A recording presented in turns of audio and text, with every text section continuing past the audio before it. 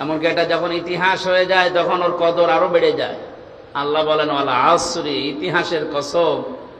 কারণ পৃথিবীর ময়দানে অনেক কিছু অনেকে ভুলে যায়, ইতিহাস ওইটা সংরক্ষণ করে রাখে। ইতিহাস কিন্তু ভোলে না। পৃথিবীর নিয়মই হচ্ছে এইটা, ঘটনা যখন ঘটে ওই সময় কেউ লেখে না, ঘটনা ঘটে যাওয়ার পরে কিন্তু ইতিহাস লেখা হয়। আপনি কি বুঝে বলেন ঠিক নাকি আন্দাজে সবার সাথে তাল মিলান? আপনারা অনেকে আমরা জন্মের পর থেকে ইয়াজিদের ইতিহাস শুনি। লোকটা জালেম ছিল। কে ছিল? বলেন বলেন। এত জুলুম করেছিল, ওই সময় জালেমের বিরুদ্ধে লেখার মতো মানুষ পাওয়া যায়নি, কিন্তু ইতিহাস লেখা হয়েছে, না হয়নি? ইয়াজিদের যে ইতিহাস, এটা পড়লেই মানুষ তাকে গালি দেয়, অথচ নামটা তো খারাপ না। ইয়াজিদ অনেক সুন্দর নাম। সুন্দর নাম না? এই পৃথিবীতে এখন কাউকে পাবেন যে একটা কুকুরের নামও ইয়াজিদ রাখে? কোথায় আল্লাহ পৌঁছিয়ে দিয়েছে আপনি টের পেয়েছেন? আল্লাহর বিধানের বাইরে যারা জীবন চালাবে, আল্লাহ তাদের জীবনকে দঙ্কার ভেতরে ফেলবে। দঙ্কার যতগুলো তাফসীর পাওয়া যায় তার অন্যতম এটা।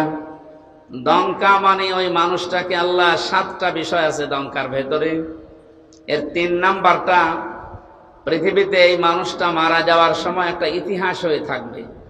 বাংলাদেশে একটা ইতিহাস হয়ে রাখেনি? হয়তো এখন এই ইতিহাস কেউ লিখছে না, লেখা হবে একদিন। লেখা হবে না?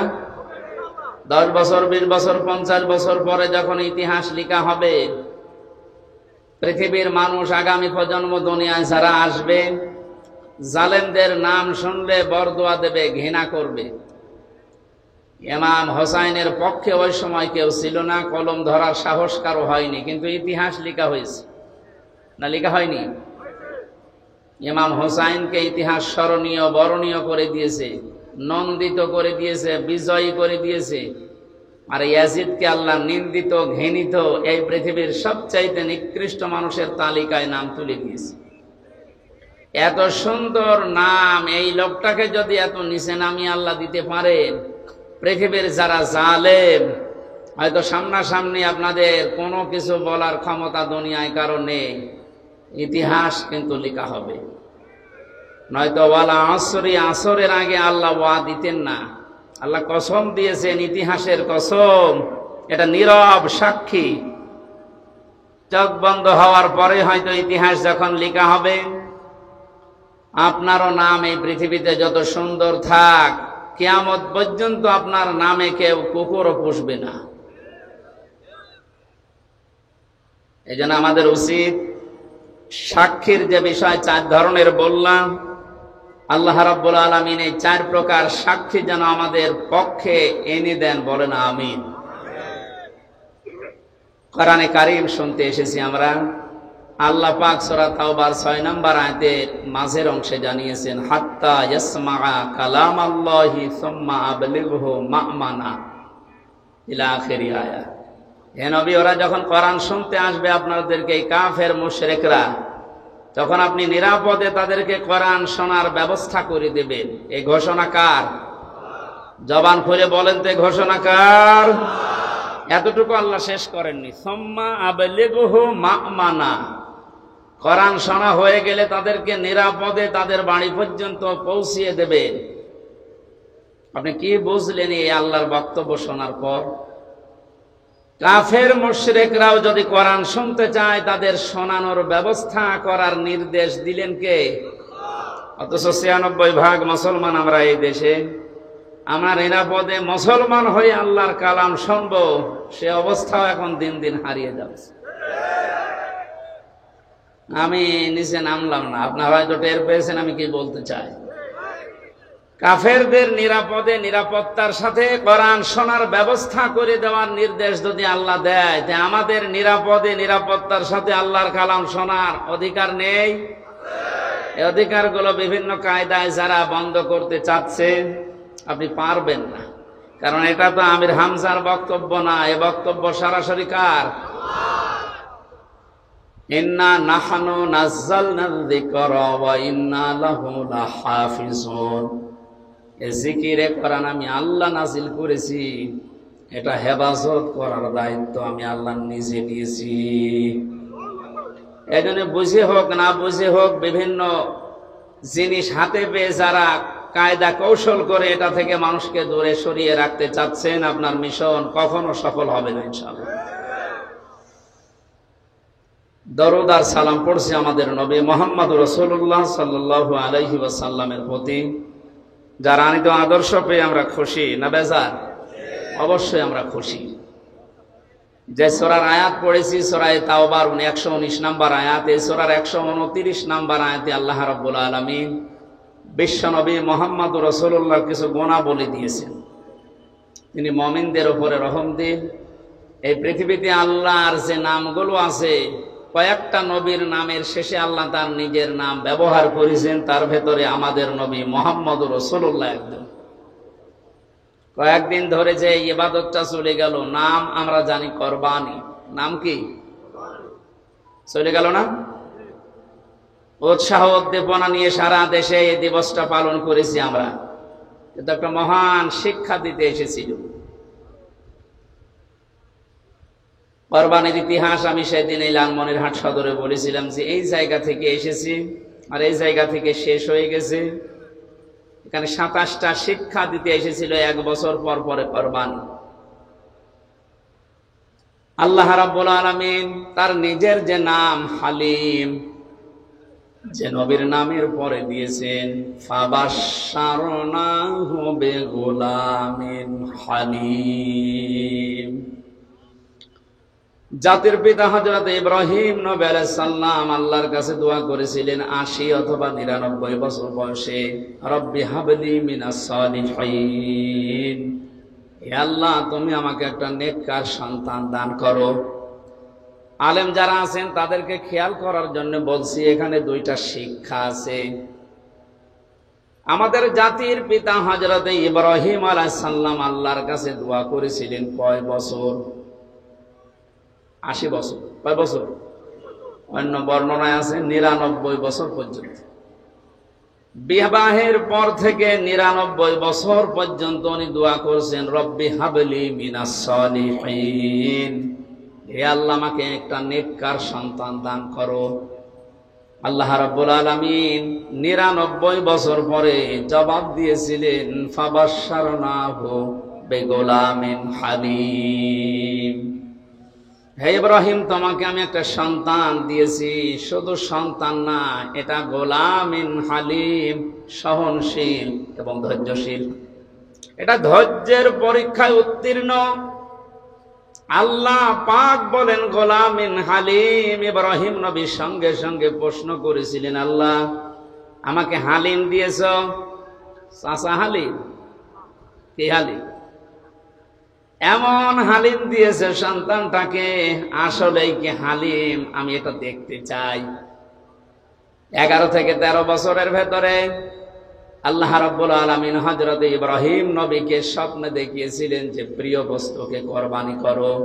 ফালাম্মা বালাগা মাআহুস সাআয়া ক্বালা ইয়া বুনাইয়া ইন্নী আরা ফিল মানাম আন্নী আযবাহুকা ফানজুর মাযা তারা। সন্তানটা যখন নিজের সাথে চলাফেরা করতে শিখেছে, ছোট বয়সে এক মায়া থাকে। ছেলে আর মেয়ে যখন বাবার সাথে একটু চলাফেরা করা, তার হাতে পিঠে লাগা, একটু কাজে কামে সাহায্য করার বয়সে উপনীত হয়, আল্লাহ নিজে বলেন ওই সন্তানের প্রতি মার বাবার মহব্বত ভালোবাসা আরো বেড়ে যায়। জন্মের পরে আল্লাহ জবাই করার জন্য বললেন না কেন? কারণ তার থেকে কোনো সাহায্য সহযোগিতা এখনো পর্যন্ত ইব্রাহিম নবী পাননি। 11, 12 বছর 13 বছর বয়সে সন্তান যখন হাতে লাগার মতো, হুকুম করলে শোনে, এই কাজ করো, এটা নিয়ে আসো, যখন এই সোনার মতো বয়সে পরিণত হয়েছে, আল্লাহ রাব্বুল আলামিন তখন এই পরীক্ষাটা তার উপরে চাপিয়েছেন। ইব্রাহিম আলাইহিস সালামের ঘটনা বলা আমার উদ্দেশ্য না, কারণ এই 4-5 দিন আপনারা বহু এই কাহিনী শুনেছেন। এখান থেকে শিক্ষাটা আমি নিতে চাই। হযরত ইব্রাহিম নবীকে আল্লাহ যে হালিম দিলেন, গোলামিন হালিম, উনি ওটা পাওয়ার পরে প্রশ্ন করেছিলেন, আল্লাহ কি হালিম তুমি আমাকে দিয়েছো, আমি ওটা দেখতে চাই। এই জন্য স্বপ্নে দেখার পরে সন্তানটাকে তিনি জবাই করে ফেলতে পারতেন, করেন নাই। এটা মনিরের ভেতরে আছে তাফসীর। আমি জেলখানায় বসে বসে যে 11-12টা তাফসীর মিলিয়েছিলাম, তার ভেতরে এটা একটা তথ্য। উনি সন্তানটাকে ডাক দিয়ে বললেন, ক্বালা ইয়া আবাতি ফাআল মা তুমার, হে আমার কলিজার টুকরা সন্তান, আমি স্বপ্নে দেখলাম তোমাকে আমি জবাই করছি, এখন বলো তো তোমার রায় কি। প্রশ্ন আসতে পারে, হুকুমটা কার? জবান করেন না কেন? পালন করছে কে? সাধারণ মানুষ না, আল্লাহর খলিল, যিনি প্রতিটা পরীক্ষায় পাশ করার পরে উপাধি পেয়েছেন। বাংলাদেশের বিভিন্ন প্রান্তে যাবার পরে দেখি কারণ নামের আগে পরে লেখা দীনবন্ধু, দীপবন্ধু, বাকিটা নাই নাই বললাম। কত রকমের বন্ধু আমরা দেখতে পাই, অথচ ইব্রাহিম আলাইহিস সালামও বন্ধু ছিলেন। এটা এমনি এমনি তিনি পাননি। দিনাজপুরেও একজন আছে, আমি নাম নিলাম না, মানবতার বন্ধু। ইব্রাহিম নবীকে আল্লাহ, আমি পুরা কোরআন পড়ে পেয়েছি, 50টা পরীক্ষা করেছিলেন। তার ঈমান সম্পর্কে 10টা, আমল সম্পর্কে 30টা, আর পুরা শরীরের ভেতরে 10টা। এই 50টা পরীক্ষা করার সর্বশেষ পরীক্ষায় তাকে বলেছিলেন খলিল। খলিল বলা হয় ওই বন্ধুকে যিনি আল্লাহর সন্তুষ্টির জন্য সব করতে পারেন। জোরে বলেন সুবহানাল্লাহ।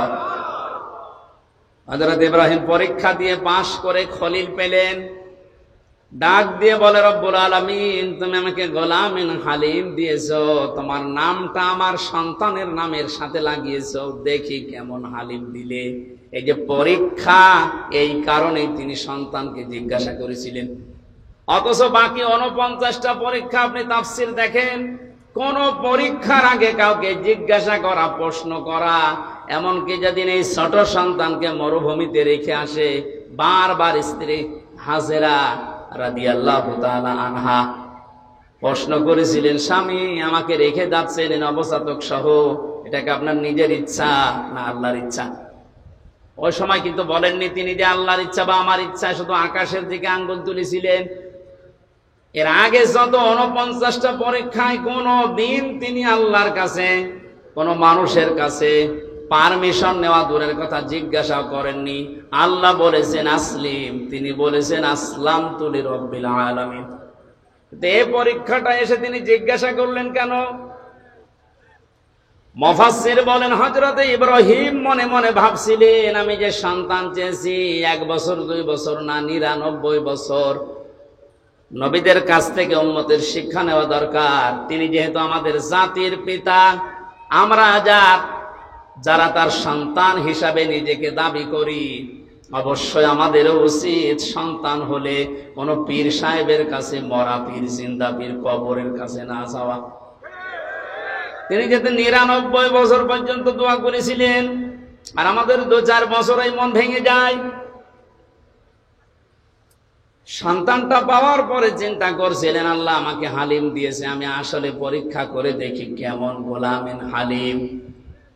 বললেন, বাবা আমি স্বপ্নে দেখেছি তোমাকে জবাই করছি, এখন তোমার রায় বলো। ছোট মানুষ তো রায় একবারেই বলতে পারতেন, আপনি কি বাবা না কসাই? ছোটবেলায় রেগে এসেছিলেন, কোনোদিন খোঁজ খবর নিলেন না, 11 বছর বয়সে এখন এসে বলছেন যে তোমাকে জবাই করতে চাই, একটা কথা হলো? এমনকি অহংকার চলে আসবে নিজের ভেতরে, এমন কোন কথা মুখ দিয়ে বের করেননি। মাত্র 11 বছর বয়সে হযরতে ইসমাইল নবী আলাইহিস সালাম যে কথা তিনি জবাব দিয়েছিলেন বাবাকে, কিয়ামত পর্যন্ত উম্মতি মুহাম্মদের জন্য আল্লাহ এটা অনুকরণীয় করে রেখে দিয়েছেন।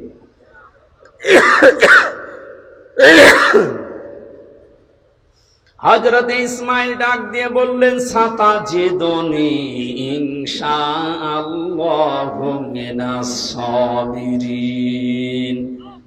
হে বাবা, যে আদেশ পেয়েছেন আপনি আদেশটা পালন করেন। আল্লাহ যদি চায় আপনি আমাকে ধৈর্যশীলদের মধ্যে পাবেন। শব্দের দিকে খেয়াল করেন, তিনি সাতাজিদুনি ইনশাআল্লাহু মিনাস সাবির বলেন নাই যে আমি মাত্র ধৈর্যশীল আল্লাহর বিধান পালনের ক্ষেত্রে, আমার মতো ধৈর্যের পরীক্ষা কেউ দিতে পারে না। এরকম কথা বললে হয়তো অহংকার চলে আসবে। নিজেকে অহংকার থেকে বাঁচিয়ে এমন একটা কথা জুড়েছেন যেটা আমার ভেতরে কোন রকমের অহংকার লেশ মাত্র না আসে।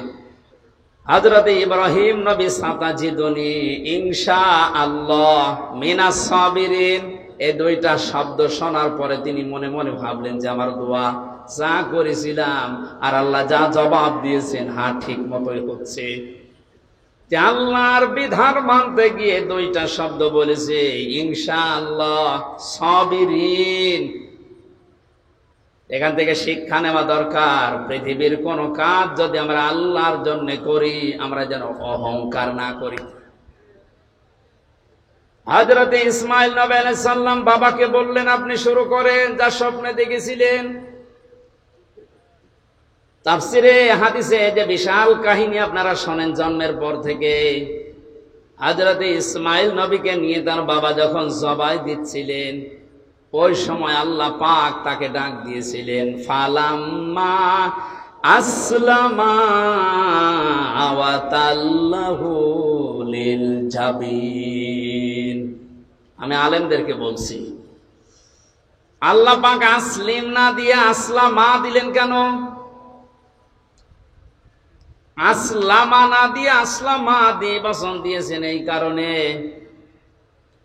হযরত ইব্রাহিম নবী যদি আল্লাহর এই পরীক্ষায় পাশ করার জন্য বলতেন আমি জবাই করবই, ইসমাইল নবী যদি বলতেন না আমি জবাই হব না, আল্লাহর বিধান পালন করা কারো জন্য হতো? বলেন বলেন। একজন দৌড় দিত আর একজন ছুরি নিয়ে তাড়া দিত। হযরতে ইসমাইল নবী যদি বলতেন আমি আল্লাহর এ বিধান পালন করতে রাজি আছি, ইসমাইল নবী যদি পালন করার জন্য এগিয়ে আসতেন, ইব্রাহিম নবী যদি বলতেন না ৯৯ বছর বয়সে একটা সন্তান পেয়েছি আমি এ জবাই করব না, আল্লাহর বিধান পালন করতে পারত?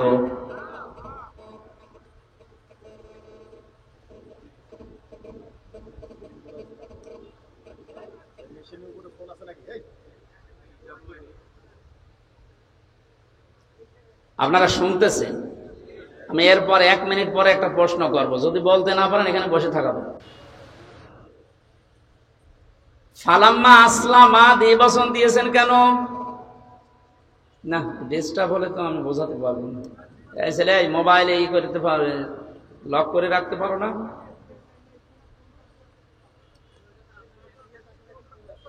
বসো।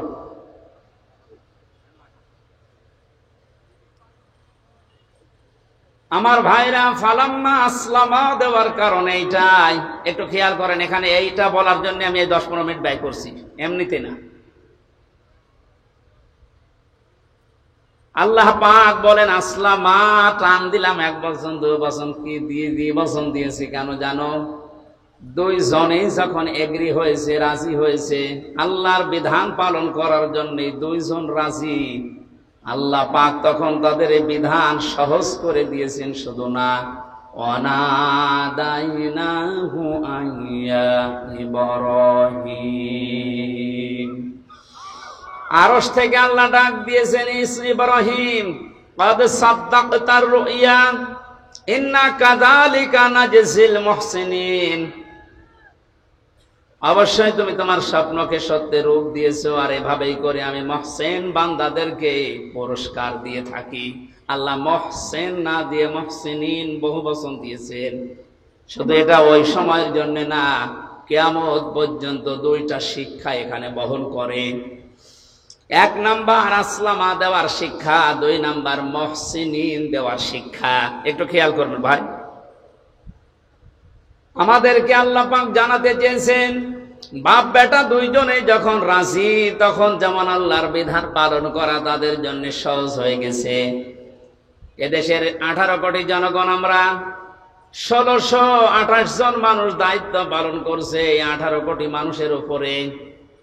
1628 জন যদি এখন এই বাংলাদেশে ইব্রাহিম নবী আলাইহিস সালামের ভূমিকায় অবতীর্ণ হতে পারে, 18 কোটি মানুষ যদি আমরা এখন ইসমাইল নবীর ভূমিকায় আসতে পারি, আল্লাহর কসম 41 সাল লাগবে না, 41 ঘন্টায় আল্লাহর বিধানে দেশে কায়েম হয়ে যাবে।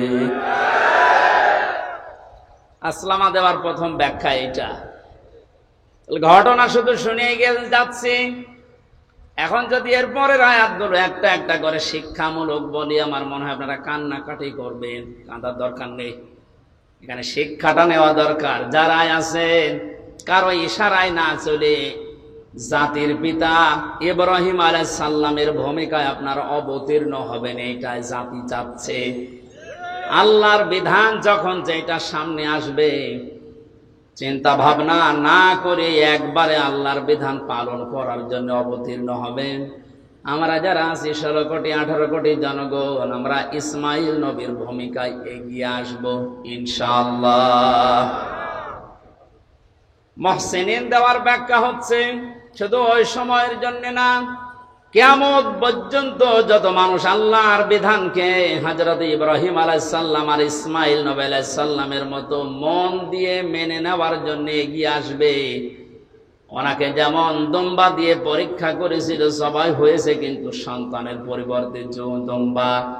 আল্লাহ পাক বলেন কিয়ামত পর্যন্ত ইন্না কাযালিকা নাজিল মুহসিনিন, আমার মুহসিন বান্দাদেরকে ঠিক আমি এইভাবে করে পুরস্কার দেব। ইন্না হাযা লাহুল বালাউল মুবিন ওয়া ফাদাইনাহু বিযিবহিন আযীম। আমার কথার মূল ছিল, আল্লাহ পাক যত নাম ব্যবহার করেছেন বিভিন্ন নবীদের নামের পরে, তার 1 নম্বরে দিয়েছেন হযরত ইসমাইলকে। তিনি ছিলেন ধৈর্যশীল, সহনশীল, ধৈর্যের পরীক্ষায় উত্তীর্ণ সন্তান। 2 নম্বরে নাম আল্লাহ দিয়েছেন হযরতে ইসহাক নবী আলাইহিস সালামকে, গোলামিন আলিম, আমার জ্ঞানী বান্দা। আমরা মুহাম্মদুর রাসূলুল্লাহকে আল্লাহ পাক তার নিজের সবচাইতে বড় নামটা দিয়েছেন ওয়া ইন্নাকা লাআলা খুলুকিন আযীম। হে নবী, আপনাকে আমি এমন চরিত্র দিয়েছি, এই যে রাউফুর রহিম, এটাও একটা চরিত্র। উম্মতের উপরে, উম্মতের ভেতরে যারা ইমানদার তাদের প্রতি আল্লাহ পাক বলেন আপনার একটা আলাদা মহব্বত, ভালোবাসা আছে, আপনি স্নেহশীল, আপনি মায়াশীল তাদের জন্য। আপনাকে এমন একটা চরিত্র আমি আল্লাহ দিয়েছি, কিয়ামত পর্যন্ত মানুষ অনুসরণ করে ওর কোল কিনারা খুঁজে পাবে না। জোরে বলেন সুবহানাল্লাহ। এই নবীর উপরে দরুদ আর সালাম পড়ি। কোরআনে কারিমের সূরা তাওবা 119 একটা মাত্র আয়াত আমরা পড়েছি। লক্ষ লক্ষ হাদিস থেকে 2টা বর্ণনা আছে, একটা আবি উমামা থেকে আর একটা আবি হুরায়রা থেকে। আমি একটা হাদিস পড়েছি। কোন মানুষ যদি তার ঈমানকে পরিপূর্ণ করে নিতে চায়, সে কাউকে ভালোবাসলে যেন দুনিয়ার কোনো স্বার্থে না, আল্লাহর জন্য ভালোবাসে। আজ আমাদের অনেকের ভালোবাসা হয় মেকি নাই কোনো স্বার্থের কারণে, এই জন্য আমাদের ঈমান পরিপূর্ণ হতে চায় না। শব্দটা যদিও ছোট্ট, এটা কিন্তু অনেক ওজনওয়ালা কথা। মান আহাব্বা লিল্লাহ, কাউকে যদি কেউ ভালোবাসে, কার জন্য বাসবে? বলেন বলেন। 2 নম্বরে, কাউকে যদি কেউ ঘৃণা করে, সেজন্য আল্লাহর জন্য ঘৃণা করে। 3 নম্বরে, কাউকে কিছু দান করলে আল্লাহর জন্য দান করা লাগবে। কাউকে কিছু যদি বিরত থাকেন দেওয়া থেকে, তাও আল্লাহর জন্য বিরত থাকা লাগবে। ফাকাদ ইস্তাকমালাল ঈমান, নবীজি বলেন সে যেন তার ঈমানকে কামেল করে নিয়েছে, পরিপূর্ণ করে নিয়েছে। হাদিসটা আমাদের প্র্যাকটিক্যাল লাইফে আল্লাহ সেট করার তৌফিক দেন, বলেন আমিন। তেলাওয়াত করেছিলাম সূরা তাওবা। কোন সূরা বলেন তো? কোন আয়াত থেকে কথা শুনতে হলে তাফসীর অনুযায়ী 5টা বিষয় লক্ষ্য করা লাগে। আমরা জানি তাফসীরে মাযহারিতে আছে।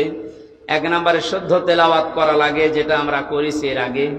মাতৃভাষায় যে যেই ভাষায় কথা বলে ওই ভাষায় জনগণকে ওর অর্থ শোনানো লাগে, ওটা আমরা শোনাবো ইনশাল্লাহ। 3 নাম্বার ঐতিহাসিক প্রেক্ষাপট, এ সূরা নাজিল হওয়ার পেছনে কারণ কি ওইটা বলা লাগে। 4 নাম্বার আয়াতের বাস্তব শিক্ষা কি, ওই মানধাতামলি কি হয়েছে ওটা বাদ দিন। এখন বাস্তবে কি দরকার, স্থান কাল পাত্র ভেদে ওই জায়গায় ওই কথা সেট করা দরকার ওই আয়াত দিয়ে।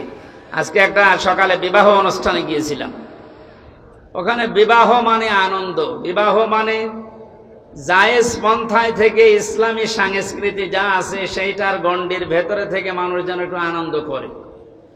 একজনকে ইসলামী সঙ্গীত বলতে দিয়েছে, সে এমন একটা সঙ্গীত আরম্ভ করেছে মানুষ মরে গেলে যেটা বলে ওইটা, একই মরণের অনুষ্ঠান। এই জন্য স্থান কাল পাত্র ভেদে কথা বলা দরকার। এই আয়াত থেকে এখন যেটা খুব জরুরি আমরা ওই কথাগুলো তুলে আনার চেষ্টা চালাবো ইনশাআল্লাহ। 5 নম্বর আয়াত থেকে যে শিক্ষাগুলো পাওয়া যাবে এটা নিয়ে বাড়ি যাওয়া। আল্লাহ আমাদের আজকের এই ছোট্ট অনুষ্ঠান হলো, এখান থেকে তাফসীর আকারে যে কথা বলছি বা বলবো এখান থেকে ওইগুলো নিয়ে যাওয়ার তৌফিক যেন দান করেন, বলেন আমিন। জবান খুলে কোরআনের এই আয়াতটা একবার পড়েন, যেন একটা অক্ষরে 10টা করে নেকি পাওয়া যায়। আউযু বিল্লাহি মিনাশ শাইতানির রাজিম, বিসমিল্লাহির রহমানির রহিম। ইয়া আইয়ুহাল্লাযীনা আমানুত্তাকুল্লাহা ওয়া কুনু মা'আস সাদিকিন। সাদাকাল্লাহুল আযীম। সূরা তাওবা, কোন সূরা বলেন তো? বলেন। ডাক দিয়েছেন আল্লাহ এখানে শুধুমাত্র ঈমানদারকে, তাহলে বেঈমান যারা আছে আয়াত তাদের জন্য না। বেঈমান যদি থাকেন আপনি এখন উঠে চলে যান, কারণ আপনার জন্য আজকের এই আয়াত না, আপনার জন্য আলাদা আয়াত আছে। বেঈমানদের আল্লাহ ডাক দেয়নি, ইয়া আইয়ুহাল্লাযীনা কাফারু, আল্লাহ কাফেরদেরকেও ডাক দিয়েছেন। সুতরাং ও আয়াত যেহেতু আজকে পড়ি নাই ওইটা আপনাদের জন্য না। এখানে যারা বেঈমান আছেন চলে যান। দেখেন তো কোনটা চলে যাচ্ছে, ওটা কি বেঈমান নাকি? একটু পরে যান। এখন আমার প্রশ্ন যে আমার ভেতরে ঈমান আছে কিনা আপনি বলেন তো। আমার তো জুব্বা গায়ে আছে, পাগড়ি মাথায় আছে, এত বড় সুন্দর সুন্দর টুপি মাথায় দিয়ে আছে, আমার হাতে তসবিহ আছে, আমার ঈমান নেই মানে না। সাহাবী প্রশ্ন করলেন, হে রাসূল আমার ভেতরে যে ঈমান আছে আমি কিভাবে টের পাবো? নবীজি বললেন, ইযা সাররাতকা হাসানাতুকা ওয়া সাআতকা সাজ্জিআতুকা ইলা আখিরিল হাদিস, রাহু ইবনে মাজাহ। বিশ্ব নবী বলেন, উম্মত হে আমার সাহাবী, তোমার ভালো কাজগুলো যখন তোমাকে আনন্দ দেবে, খুশি করবে, আর অন্যায় কাজগুলো যখন তোমাকে কষ্ট দেবে, তখন বুঝবে তোমার ভেতরে ঈমান আছে। এ বাংলাদেশে আজ সবার কাছে ভালো কাজ ভালো লাগে, আসতে বলেন। খারাপ কাজ যেটা আল্লাহ বিরোধী, সমাজ বিরোধী, এরকম কাজ সবার কাছে খারাপ লাগে। অথচ নামের আগে মোহাম্মদ আছে, নামের শেষে হোসাইন আছে। নামের আগে মোহাম্মদ আছে, নামের পরে হোসাইন আলী লেখা আছে, এর ভেতরে ঈমান আছে না? বিষয়টা এমন না। ভালো কাজ আপনার কাছে ভালো লাগা লাগবে, আর অন্যায় কাজ হলেই সেটা আপনাকে কষ্ট দেবে। যদি আপনি এই থিওরির উপরে থাকতে পারেন আপনার ভেতরে ঈমান আছে, আর এই দুইটার বাইরে গেলে আপনি 14 বার হজ করে আসলে আপনার ঈমান নেই, আপনি বেঈমান। তাহলে এখানে যারা ভালো কাজ ভালো লাগে তারা বসেন, অন্যায় কাজ দেখলে যাদের কষ্ট হয়, ঈমানদারকে আল্লাহ ডাক দিয়ে 2টা আদেশ দিয়েছেন। ইত্তাকুল্লাহ, আমি আল্লাহকে ভয় করো, ওয়াকুনু মা'আস সাদিকিন, আর দুনিয়ায় যারা সত্যবাদী তোমরা তাদের সঙ্গে থাকো। এখানে আদেশ কয়টা বলেন? এই আদেশ কি হামজার আদেশ? আল্লাহ রাব্বুল আলামিন আমাদেরকে প্রতিনিধি বানিয়েছেন, খলিফা বানিয়েছেন। আল্লাহ নিজে এই কাজটা করলে মানায় না, তার শানের সাথে যায় না। এই জন্য খলিফা হিসাবে মনে করেন আমি সেই কুষ্টিয়া থেকে আল্লাহর খলিফা হয়ে এসেছি, আল্লাহর বান্দাদের সামনে আল্লাহর ওই কথাগুলো অ্যাডভার্টাইজ করছি।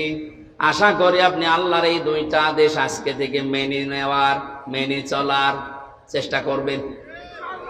এক নম্বরে ইত্তাকুল্লাহ, আল্লাহকে ভয় করো। প্রশ্ন আসতে পারে, জন্মের পর থেকে শুনছি আল্লাহকে ভয় করো, ভয় তো করি না। আল্লাহকে ভয় করে শব্দের ভেতরে যে ব্যাখ্যাগুলো আমাদের এই বাংলাদেশ, ভারত, পাকিস্তানে চলে, একটা স্বাভাবিক ব্যাখ্যা এখন নিয়ে আসা লাগবে। ইত্তাকুল্লাহ, তাকওয়ার ব্যাখ্যা আধুনিক ভাবে সব চাইতে সুন্দর ব্যাখ্যা আমার কাছে মনে হয়। আল্লাহর ভয় তো আছেই, আল্লাহর নিষিদ্ধ কাজগুলো ঘৃণা করে ছেড়ে দেওয়ার নাম তাকওয়া। এবং যেই বিষয়ে আমরা আছি দুনিয়াতে, ওই বিষয়ের উপরে দক্ষতা অর্জন করে, ওই বিষয়ের উপরে জ্ঞান অর্জন করে ওটা দুনিয়ায় কাজে লাগানোর নাম তাকওয়া। আমি বোঝাতে পারিনি। পৃথিবীতে বেঁচে থাকতে হলে আমাদের কর্মজীবন লাগবে, মাস্ট বি। যেই কর্মজীবনে আছি ওই জায়গায় যেন ওই বিষয়ের উপরে দক্ষতা অর্জন করে, জ্ঞান অর্জন করে ওটা সুচারুরূপে আঞ্জাম দিতে পারি, ওইটার আরবি নাম তাকওয়া।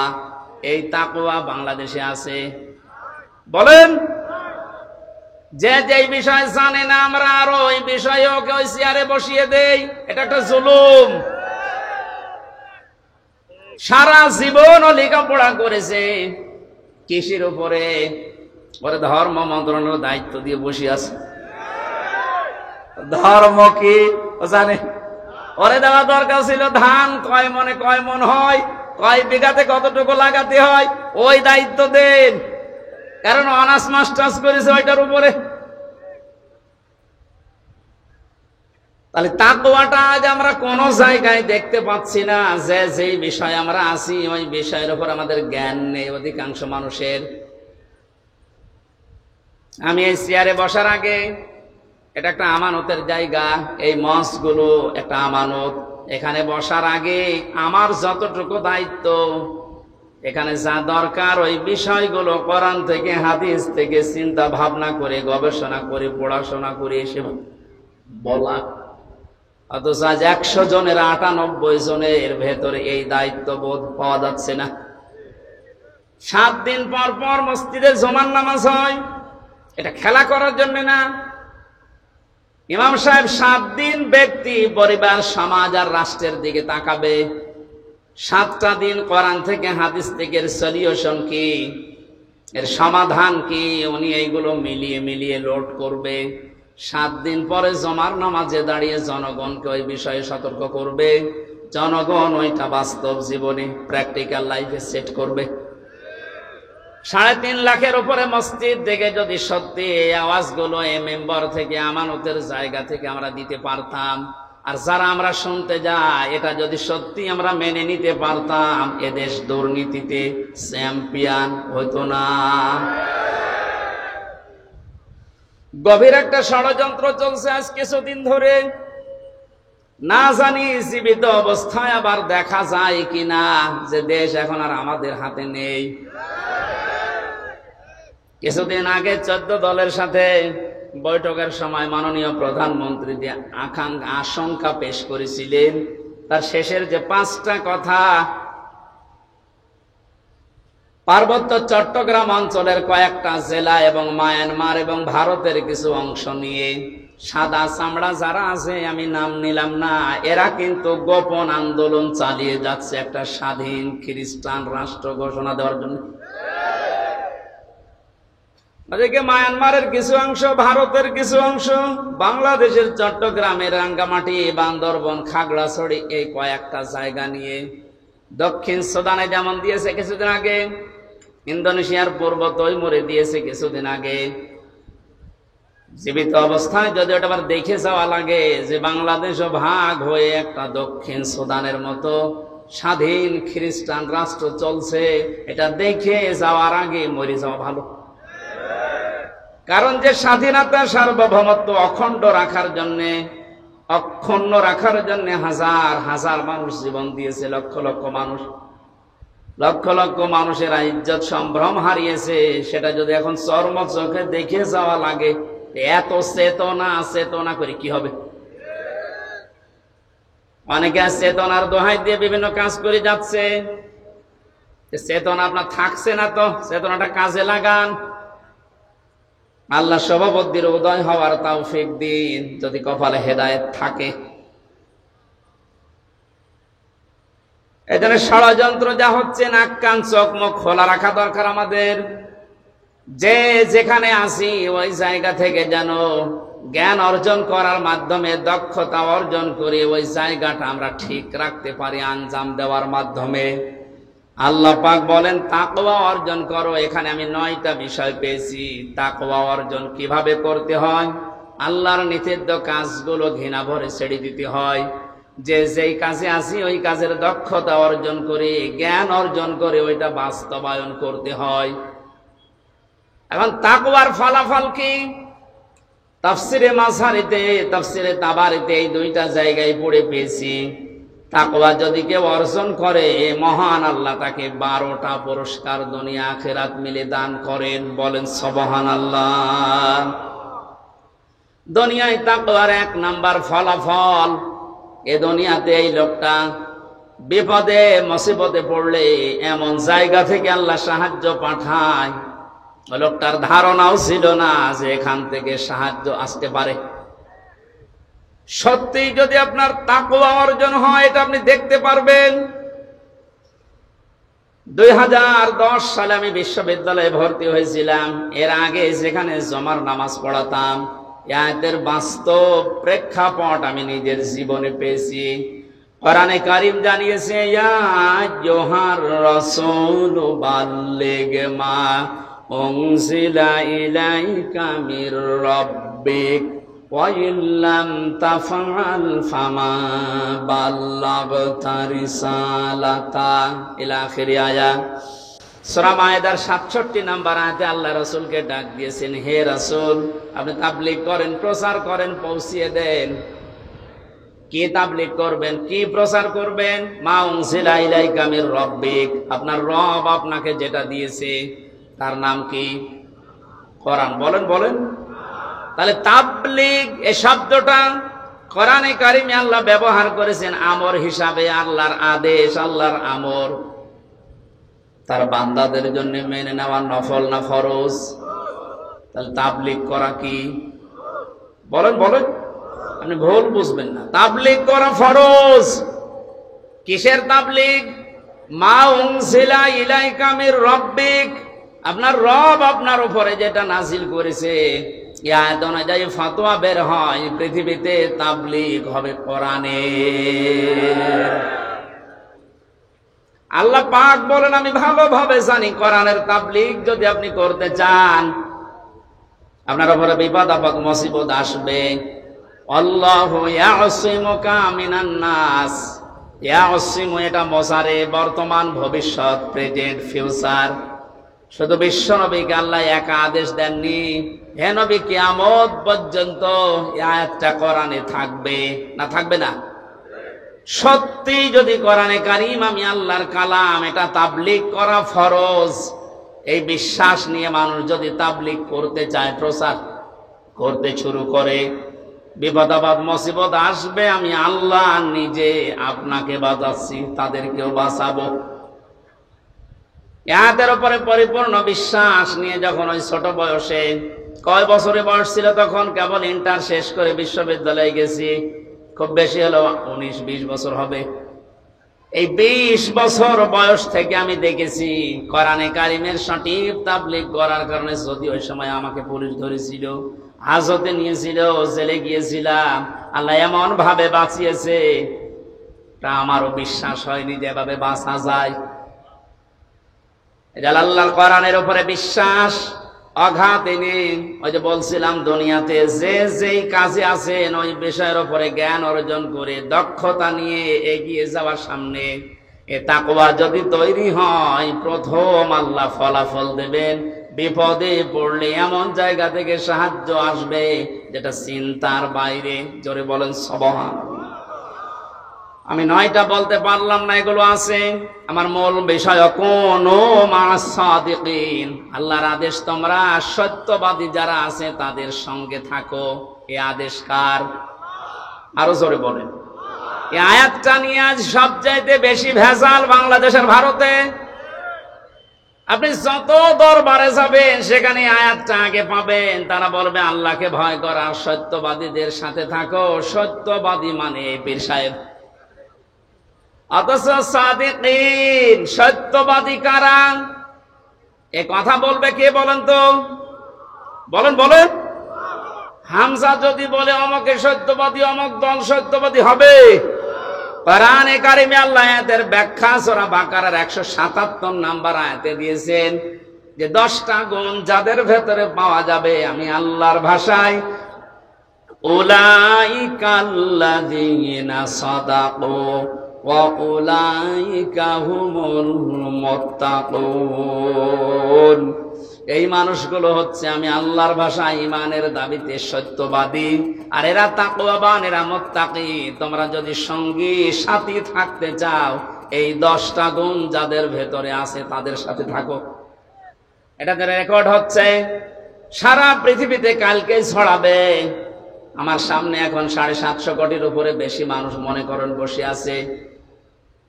আমি নিজের ঈমান থেকে দায়িত্ববোধ নিয়ে কথা বলছি। আল্লাহ যাদের সাথে থাকতে বলেছেন তাদের পরিচয় যদি এখন এই আয়াতের সাথে মিলে যায়, অবশ্যই যাদের সাথে থাকা আপনার জন্য ফরজ। কোরআনে কারীম আদেশ দিচ্ছে, এবার আপনি মিলান। লাইসাল বিররু আন তুওয়াল্লু ওয়াজুহাকুম কিবালাল মাশরিকি ওয়াল মাগরিবি ওয়ালাকিন্নাল বিররা মান আমানা বিল্লাহ। আল্লাহ পাক বলেন শুধু পূর্ব দিকে আর পশ্চিম দিকে মুখ ঘুরিয়ে নামাজ পড়লে সওয়াব হবে। কে বলেছে তোমাদেরকে? শুধু মুখ ঘুরিয়ে নামাজ পড়লেই মনে করছো না আমার সওয়াব এত বেশি হয়ে গেছে, জান্নাত আমার জন্য যথেষ্ট? কখনোই না। ওয়ালাকিন্নাল বিররা মান আমানা বিল্লাহ। আরে আসল নেকির কাজেই দুনিয়াতে আল্লাহর উপরে বিশ্বাস করা। কার উপরে? এখন আল্লাহর উপরে বিশ্বাস কি? এখন বলেন যে জন্মের পর থেকে যে শব্দ শুনছি আল্লাহর উপরে ঈমান আনা, বিশ্বাস করা। কোন মানুষ যদি রংপুরবাসী ভালো করে খেয়াল করেন, কোন মানুষ যদি বলে আল্লাহর উপরে আমি বিশ্বাস করেছি, তার ভেতরে কমপক্ষে 4টা জিনিস পাওয়া যাবে, মাস্ট বি। ওই যে ছোটবেলায় কায়দা পড়েছিলাম, মাওলানারা পড়িয়েছিল, আমানতু বিল্লাহি কামা হুয়া বিআসমাইহি ওয়া সিফাতিহি ওয়া ক্বাবিলতু জামিআ আহকামিহি ওয়া আরকানি। এখানে গুরুত্বপূর্ণ 4টা বিষয় আছে। আপনাকে বলা লাগবে যে আমি এমন আল্লাহর উপরে ঈমান এনেছি যার অস্তিত্ব আছে, যার নাম আছে, যার নামের গুণাগুণ আছে। শুধু নাম নিয়েই বসে নেই, প্রতিটি নামের কার্যকারিতা আছে। আর ওই কার্যকর ভূমিকাগুলো আমি 100% বিশ্বাস করি। তাহলে আমার ভেতর থেকে এই পৃথিবীর সব ভয় আমার আল্লাহ আস্তে আস্তে দূর করে দেবে। এটা বিআসমাইহি ওয়া সিফাতিহি, আমি এমন আল্লাহর উপরে ঈমান এনেছি, বিশ্বাস করেছি যার শুধু নাম আছে তা না, নামের গুণাগুণ আছে, কার্যকর করার ক্ষমতা আছে। আল্লাহর নাম আছে রাজ্জাক। নাম কি? আরো জোরে বলেন। এই নামটা নিয়ে শুধু তিনি বসে নেই, এ নামের গুণাগুণ আপনি পৃথিবীর দিকে তাকান। এ নামটা নিয়েছে এই কারণে পৃথিবীতে কেউ না খেয়ে মারা যায় না। পৃথিবীর কোন সৃষ্টি আজ পর্যন্ত না খেয়ে মরে গেছে আমরা ইতিহাস এরকম পাইনি। কারণ এই দায়িত্বটা দুনিয়ার মানুষের না, এ দায়িত্ব সরাসরি কার? যার ভেতরে এই বিশ্বাসটা 100% ঢুকবে, সে রিস্কের জন্য কোনোদিন কারো কাছে শিরিক করবে না। আজন্য ধর্মের লোকেরা হাজারো এই শব্দটা শিরিকের জায়গায় নিয়ে গেছে। আল্লাহ যে রাজ্জাক এই বিশ্বাসটা না করে ফসলে বরকত দেওয়ার মালিক দুর্গা এ কথা বলে তারা দুর্গাকে বিশ্বাস করে যে দুর্গা আমাদের ফসলে বরকত দেয়। অনেক মুসলমান পর্যন্ত তাদের কথার সাথে সুর মিলিয়ে বলে ফেলে মা দুর্গা গজে চড়ে এসেছিল, এই জন্য ফসলের বরকত এবার বেশি হয়েছে।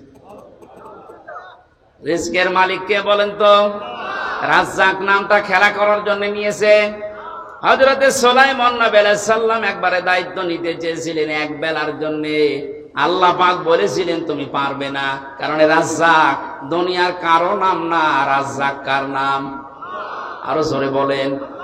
তিনি জোর করে সে নিয়েছিলেন, পারেন নাই, কিয়ামত পর্যন্ত কেউ পারবেও না।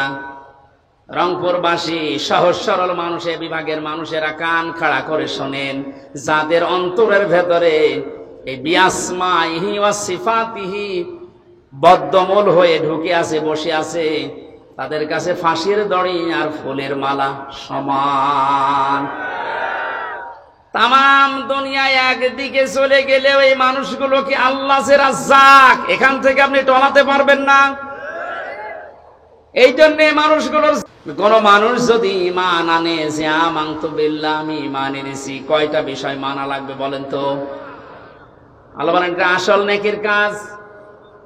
এটা যার ভেতরে বদ্ধমূল হবে তার দ্বিতীয় নম্বর কাজ হবে ওয়াল ইয়াউমিল আখিরি, এ মানুষগুলো কিয়ামতে জবাব দেওয়া লাগবে, এই বিশ্বাস তার ভেতরে দিন দিন তৈরি হবে। যে জাতির ভেতরে কিয়ামতের বিশ্বাস যত বেশি তৈরি হবে, ওই জাতি তত বেশি জবাবদিহিমূলক আচরণ করবে। মরণের পরে জবাব দেওয়া লাগবে, আল্লাহর দরবারে দাঁড়ানো লাগবে। বিশ্বাস আজ আমাদের ভেতরে নেই, এই জন্য আমরা বেপরোয়া জীবন যাপন করছি। আয়াতের তাফসিরে আজকেই পড়ছিলাম, কোন মা'আস সাদিকিন। আল্লাহ পাক জানিয়েছেন, হে নবী আপনি বলেন, দুনিয়াতে যারা সত্যি পৃথিবীতে সত্যের উপরে টিকে থাকার জন্য চেষ্টা চালায়, আসমানে একটা ঘোষণা হয়ে যায় যে আমার ওই বান্দা, ওই বান্দি সত্যবাদী। জোরে বলেন সুবহানাল্লাহ। কোন মানুষ যখন সত্যবাদী হিসাবে পরিগণিত হয়, ঘোষণা হয় আসমান জমিনে, আল্লাহ পাক ওই সত্যের দ্বারা তাকে জান্নাতের দিকে এগিয়ে দেন। আর কোন মানুষ যখন মিথ্যার উপরে, মিথ্যাকে প্রতিষ্ঠা করার জন্য চেষ্টা চালায়, আসমান জমিনের যে ঘোষক ফেরেশতা আছে ঘোষণা দিয়ে দেয় যে ওই লোকটা, ওই মেয়েটা মিথ্যাবাদী, ওর নাম মিথ্যাবাদী হিসাবে পরিগণিত হয়ে যায়। ওই মানুষটা মরণের আগে আর ঈমান পায় না, ও বেঈমান হয়ে মারা যায়, কারণ মিথ্যা এই পৃথিবীর সব পাপের মূল। এর থেকে আপনি কি বুঝলেন? মিথ্যাকে আজ যারা জানা শোনার পরে প্রতিষ্ঠিত করতে চান, কায়েম করতে চান, দাঁড় করিয়ে রাখতে চান, হয়তো আপনি আরো 50 বছর এই দুনিয়ায় টিকে থাকতে পারবেন, কিন্তু মরণের সময় আপনি ঈমান পাবেন না, বেঈমান হয়ে মরবেন। মিথ্যা সব সময় নিয়ে যায় জাহান্নামের পথ দেখাতে। আল্লাহ এই শব্দটা সহজ ভাবে আমাদের দুই দলকে, সত্য এবং মিথ্যার উপরে যারা আছি, এই দুই দলকে এই শব্দটা সহজ ভাবে বোঝার তৌফিক দেন। বলেন আমিন। আপনাদের আমিন শুনে বোঝা যাচ্ছে যেটা আপনি মানবেন না। কিয়ামতের বিশ্বাস যে জাতির ভেতরে যত বদ্ধমূল ভাবে বসে যাবে, ওই জাতির কাছে জবাবদিহিমূলক আচরণ পাওয়া যাবে। এইটা তৈরি করার জন্য আজ বাংলাদেশে জনগণের সামনে কোরআন দিয়ে আমরা কথা বলতে চাই। আপনার কাজ ছিল এইটা, ওই কাজ আমরা করে দিচ্ছি, আমাদের আরো বাহবা দেওয়া দরকার। কিন্তু অনেক জালেম আছে আমাদের কাজে বাধা দেয়, আরো বন্ধ করে দেয়। ওয়াল ইয়াউমিল আখিরি পর্যন্ত আল্লাহ শেষ করেননি। এই শব্দটার ভেতরে এত কিছু লুকিয়ে পেয়েছি আমি। কোন মানুষ যদি সত্যিই বলে আল্লাহ কিয়ামতে আমার জবাব দেওয়া লাগবে, এটা আমি বিশ্বাস করি, দেখবেন ওর জীবন ওই দিন থেকে আস্তে আস্তে পরিবর্তন হয়ে যাচ্ছে। ওর চলাফেরা, ওর কথাবার্তা, ওর লেনদেন, ওর আচার আচরণ সব পাল্টিয়ে গেছে। খলিফাতুল মুসলিমিন হযরত ওমর, হাদিসটা যদিও দুর্বল, আমি শিক্ষার জন্য বলছি, ইন্তেকালের 12 বছর পর তার সন্তান আব্দুল্লাহর সাথে দেখা হয়েছিল স্বপ্নে। হযরতে আব্দুল্লাহ বলেন, বাবা কোথায় ছিলেন এতদিন? খলিফাতুল মুসলিমিন হযরত ওমর বলে, বাবারে আজ 12টা বছর আমি দুনিয়ার জীবন ছেড়েছি, আমি আল্লাহর দরবারে হিসাব দিচ্ছিলাম। শেষ পর্যন্ত মহান আল্লাহ আমাকে বলেছে, ও মা তোমারে মাফ করে দিলাম। 12 বছর পরে এখন আমি আল্লাহর মাফের ঘোষণা পেয়ে জান্নাতের নহর থেকে গোসল করে জান্নাতের কাপড় পরে আমি জান্নাতে যাচ্ছি। ও রংপুরবাসী, আকাশের তারকার চাইতে হযরত ওমরের নেকির কাজ দুনিয়ায় বেশি ছিল। রাস্তা দিয়ে গেলে শয়তান পর্যন্ত ভয় পেত ওই রাস্তায় যেতে। নবীর পরে যদি কেউ নবী হওয়ার যোগ্যতা অর্জন করত, হযরত ওমর নবী হয়ে যেত। জান্নাতের সার্টিফিকেট জিন্দা অবস্থায় যে পেয়েছিল যারা, তার ভেতর উনি 2 নাম্বার। এই পর্যায়ের মানুষ, মানে যদি 12 বছর লাগে তারপর আল্লাহ বলেন আমি মাফ করে দিয়েছি। বলেন তো আপনি নিজের দিকে তাকিয়ে যে আপনার কয় বছর লাগবে? আমি মাঝে মাঝে একা যখন থাকি, আমার মাঝে মাঝেই মনে হয় আল্লাহ তুমি যদি আমার এখনই বলো হামজা, তোরে আমি 2024 সালের জুন মাসের 1 তারিখ পর্যন্ত মাফ করে দিলাম, যা শুধু জুন মাসের 2 থেকে এই 24 এই 23টা দিনের হিসাব দিয়ে তুই জান্নাতে চলে যা। আমার যে জীবনের স্টাইল, আমার মনে হয় 24 দিনের হিসাবও আমার দেওয়া সম্ভব না। আপনারা পারবেন না? আপনাদের গলার ভাব দেখে বোঝা যাচ্ছে পারবেন।